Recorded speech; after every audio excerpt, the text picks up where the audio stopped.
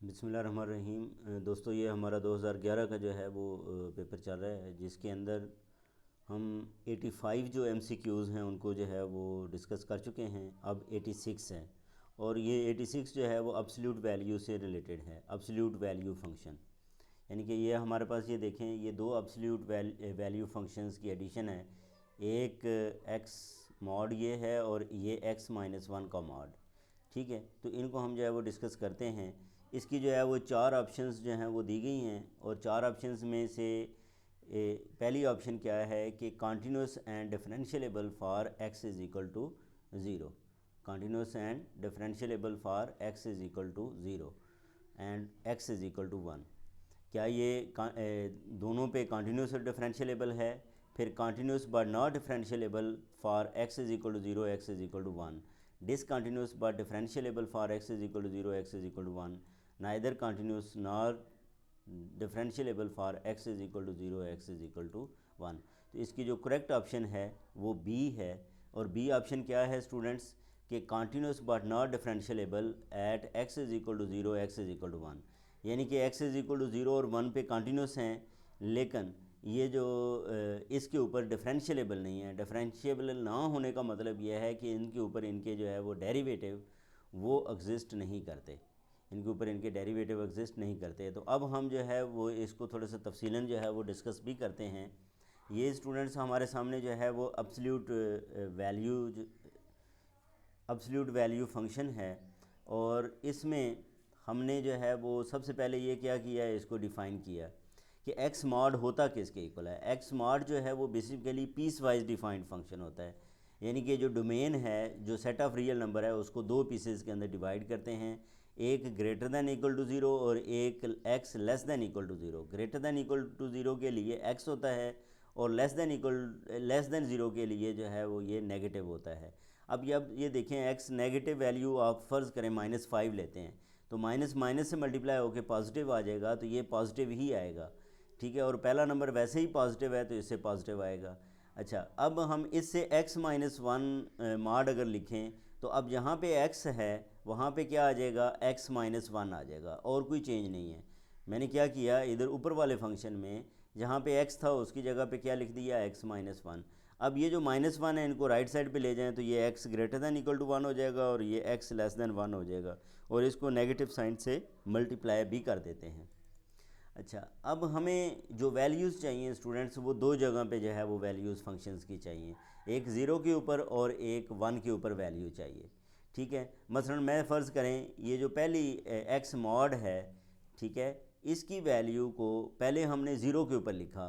अब हम वन के ऊपर लिखें तो वन के लिए ये नंबर आता है। ये देखें, ज़ीरो पे यहाँ ये ज़ीरो है, और ज़ीरो पे इसकी जो डिवीज़न है वो ये वाली हो रही है कि यहाँ से लेके यहाँ तक है, और इधर जो है वो हमारे पास ये वाली है।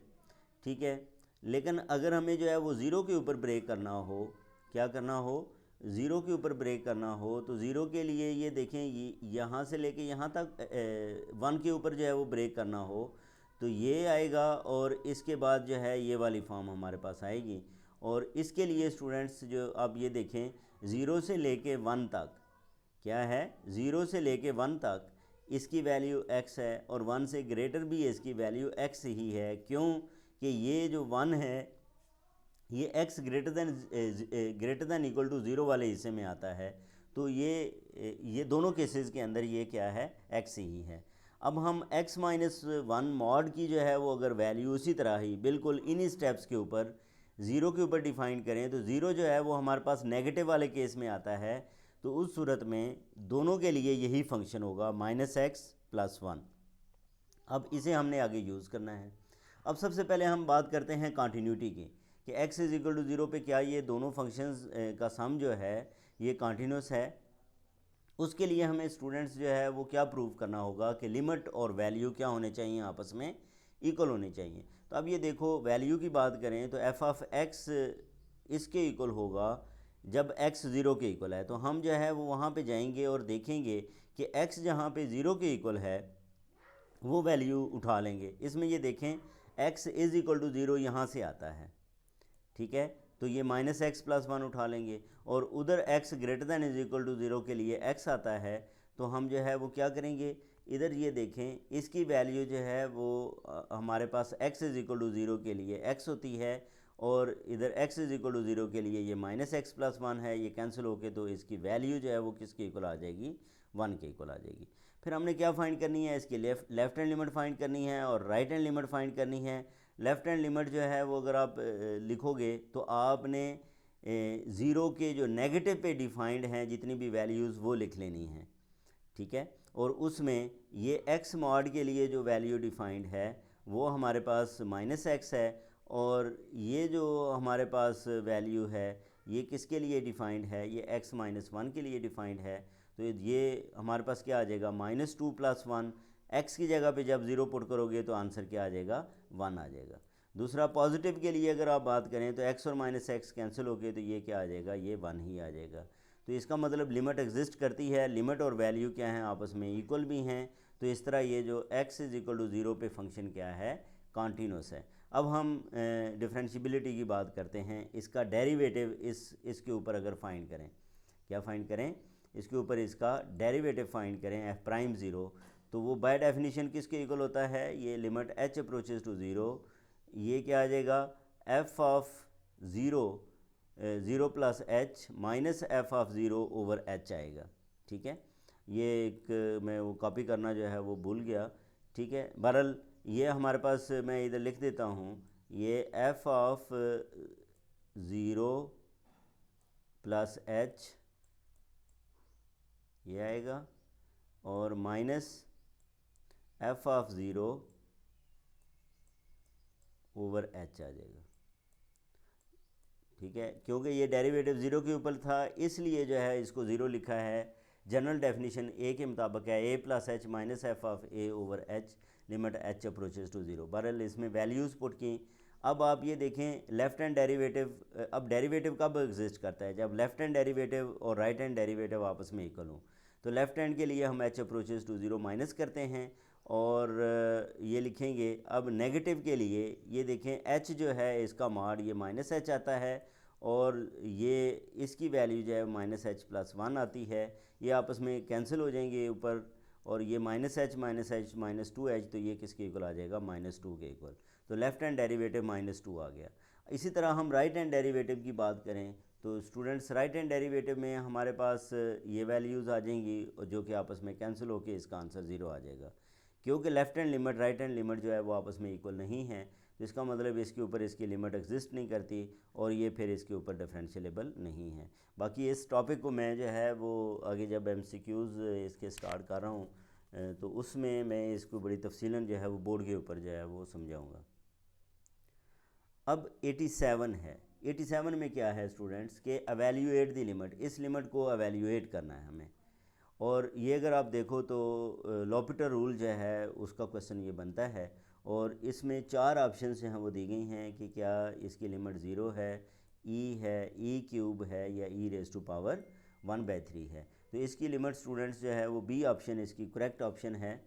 क्या है, बी ऑप्शन इसकी करेक्ट ऑप्शन है, और वो क्या है कि ई के इक्वल। तो इसका आंसर किसके इक्वल आता है, ई के इक्वल आता है। अब आप यहाँ पे ये देखो कि ये हमारे पास क्या है, ये y है, ये क्या है y is equal to tan x over x raise to power 3 over x square, ठीक है। और ये हमारे पास इसकी पावर जो है अगर आप ज़ीरो पुट करें, ठीक है, तो ये क्या बनती है, 1 की पावर इन्फिनिटी बनती है। तो इसका मतलब ये इनडिटर्मिनेट फॉर्म है। सबसे हमारा जो फार्मूला अप्लाई होता है वो इन्फिनिटी ओवर इन्फिनिटी और ज़ीरो ओवर ज़ीरो फॉर्म के ऊपर है। तो इसके लिए हम क्या करते हैं, सबसे पहले इसे y की को लेट कर लेते हैं, और लेट करके हम दोनों तरफ log ले लेते हैं। दोनों तरफ log लेने से ये जो पावर है ये शुरू में आ जाएगी, ठीक है। फिर हम इसको इस फॉर्म में लिखें तो अब आप अगर लिमिट पुट करते हो x अप्रोचेस टू ज़ीरो, तो ऊपर भी ज़ीरो बनता है, नीचे भी ज़ीरो बनता है। ऊपर ज़ीरो क्या बनता है, इसकी लिमिट 1 के इक्वल है, tan x ओवर x की लिमिट 1 के इक्वल है, तो log 1 ज़ीरो होता है, और ये ज़ीरो ज़ीरो ही हो जाएगा। तो बहरहाल ये हमारे पास आ गया। इसका आप डेरिवेटिव लोगे तो 1 over tan x over x इसी तरह, और फिर इसका डेरिवेटिव, और इसके लिए कौन सा रूल लगेगा, कोशिएंट रूल लगेगा, इसके लिए कोशिएंट रूल। और इधर नीचे एक्स स्क्वायर इधर मिटा हुआ है, एक्स स्क्वायर का डेरिवेटिव जो है वो क्या आ जाएगा, 2x आ जाएगा।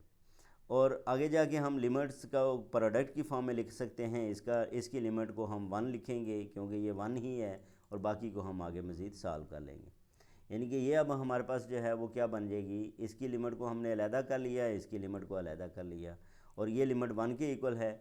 अब यहाँ पे फिर हमने क्या करना है, लॉपिटर रूल 0/0 फॉर्म बनती है, तो ऊपर भी डेरिवेटिव नीचे भी डेरिवेटिव, तो ये सेकंड स्क्वायर से कैंसिल होकर ऊपर ये टर्म बच जाएगी। इसको मज़ीद कैंसिल करो तो ये आ जाएगा, और इसमें से हम ये एक डेरिवेटिव ये वाली लिमिट अलहदा करते हैं, साइन x/x वाली लिमिट अलहदा कर लेते हैं, और ये इन दोनों के आंसर्स क्या हैं, 1 1 हैं। तो बहरहाल ये हमारे पास 3 से कैंसिल होके तो ये भी क्या आ गया, 1 आ गया। तो इस तरह जो limit x approaches to 0 log of y वो किसके इक्वल है, 1 के इक्वल है। log को लेफ़्ट साइड से ख़त्म करो तो राइट साइड पे e की पावर आ जाएगा, e की पावर जो है वो 1 और वो e ही है। तो इस तरह स्टूडेंट्स ये जो लिमिट है वो किसके इक्वल आ जाएगी, e के इक्वल आ जाएगी, और यही हमने वहाँ पे करेक्ट किया है।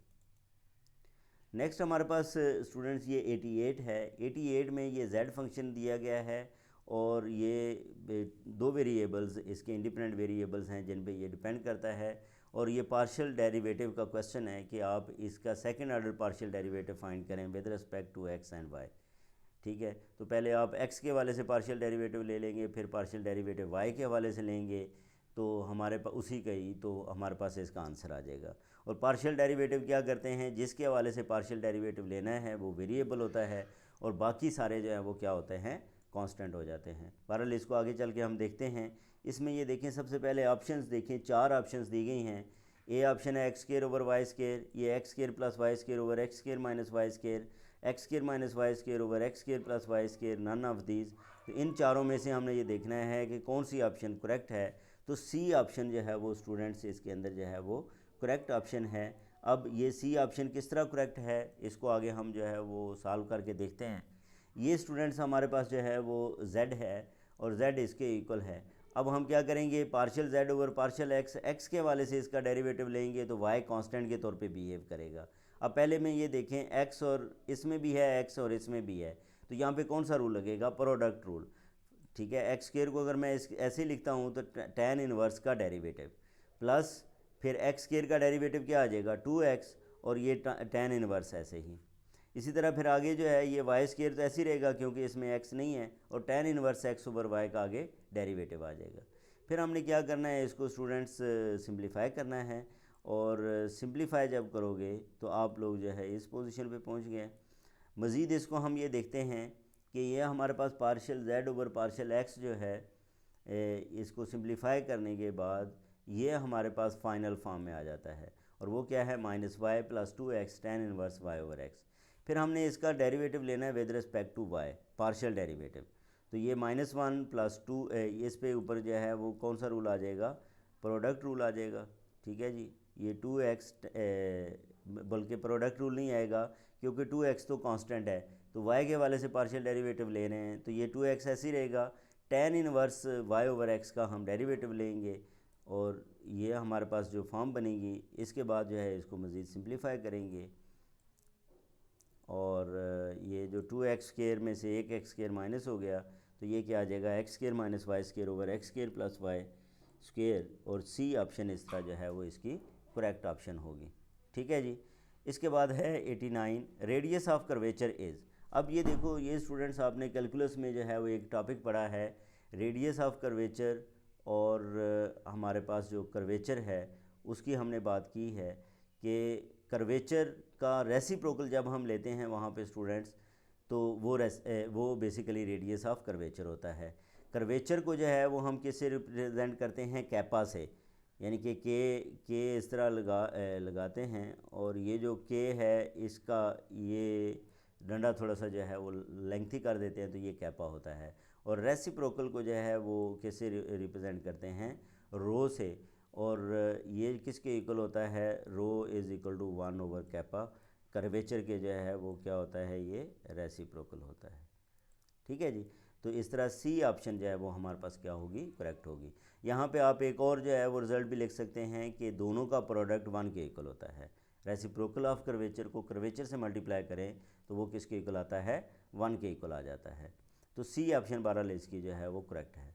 इसके बाद है 90 में क्या है स्टूडेंट्स के suppose a and c are real numbers, f is defined on the closed interval -1 to 1 और फंक्शन ये दिया गया है। फंक्शन पीस वाइज डिफाइंड है कि जब x is not equal to 0 तो हमारे पास x raise to power a sine of x raise to power -c है, और जब x 0 के इक्वल है तो इसकी वैल्यू किसके इक्वल है, 0 के इक्वल है। अब अगर आप यहाँ पे देखें स्टूडेंट्स तो इसमें करेक्ट ऑप्शन हमने बतानी है, और करेक्ट ऑप्शन जो है वो डी है। क्या है, x ग्रेटर देन 0, ये हमारे पास करेक्ट ऑप्शन है। किस तरह ये करेक्ट है इसको हम यहाँ पे ये देखते हैं कि ये देखो स्टूडेंट्स हमारे पास ये दिया गया था f ऑफ x, ठीक है, और हमने इसकी बात करनी थी, इसकी कंटिन्यूटी की बात करनी थी -1 से लेके 1 तक। f of x is continuous at x is equal to 0। जब ये इस पूरे इंटरवल के ऊपर जो है वो क्या है, जब ये पूरे इंटरवल के ऊपर जो है वो कॉन्टीन्यूस है तो इसका मतलब x इज़ इक्वल टू 0 के ऊपर भी ये कॉन्टीन्यूस है। तो हम इसकी x इज़ इक्वल टू 0 के ऊपर कॉन्टीन्यूटी की बात करें तो वैल्यू और लिमिट क्या होने चाहिए, आपस में इक्वल होनी चाहिए। तो ये इसकी लिमिट है, ये लिमिट किसके इक्वल आनी चाहिए, क्योंकि वैल्यू 0 के इक्वल है तो 0 के इक्वल आनी चाहिए। 0 तब लिमिट आएगी, ये तो आपको पता है साइन कॉस ये बाउंडेड फंक्शंस होते हैं और इनकी value less than equal to 1 होती है, ठीक है। तो इसका मतलब 0 जब बनेगा तो वो x raise to power a से ही बनेगा, और वो भी किस केस में बनेगा, जब x जो है वो a की वैल्यू हमारे पास ग्रेटर देन 0 आएगी, ना 0 आएगी ना नेगेटिव आएगी। अगर 0 आ जाए तो ये 0 raise to power 0 indeterminate form बन जाती है, और अगर नेगेटिव आ जाए तो वो नीचे चला जाएगा तो वो इन्फिनिटी हो जाएगा। तो इसलिए a ग्रेटर देन 0 जो है इसकी ऑप्शन वो दुरुस्त है, और यही हमने यहाँ पे टिक किया जो कि डी ऑप्शन के अंदर है, a ग्रेटर देन 0। तो इस तरह स्टूडेंट्स हमारे जो है वो 90 तक इसके MCQs जो हैं वो कंप्लीट हो गए हैं। बाकी 10 MCQs रह गए हैं, वो इंशाल्लाह नेक्स्ट वीडियो के अंदर जो है वो डिस्कस करेंगे। अपना ख्याल रखें, अल्लाह हाफिज़।